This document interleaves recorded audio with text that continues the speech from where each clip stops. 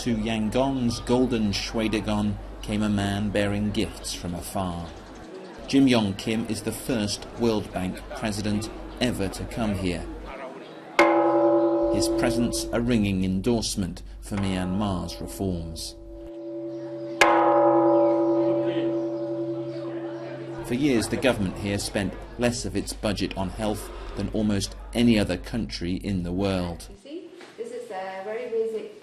It's not very This is where babies are born. The neglect can be seen in this delivery room. It belongs in a history book.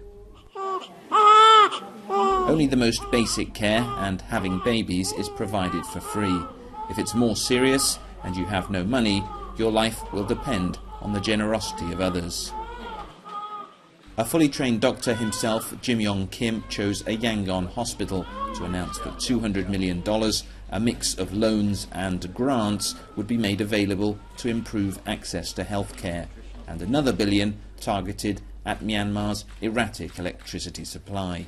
Large amounts to sink into a country where further reform is far from guaranteed.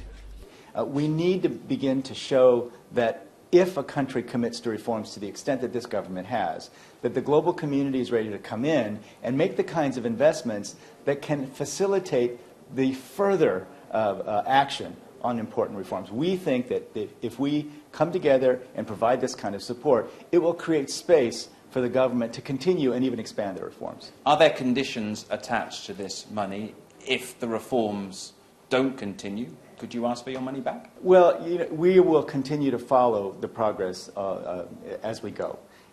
In terms of the area of investments in healthcare, we're committed to those healthcare improvements.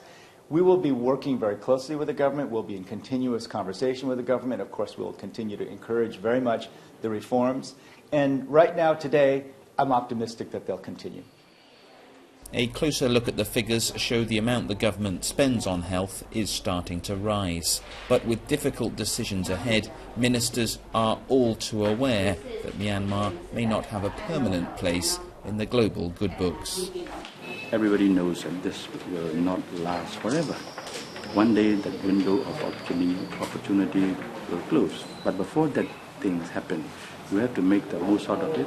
We have to build our capacity and we have to strengthen our system. Myanmar's democratic rebirth is in its early days, its prognosis far from certain. By putting serious money on the table, donors are hoping to strengthen those who are pushing for still greater freedom. Jonah Fisher, BBC News, Yangon.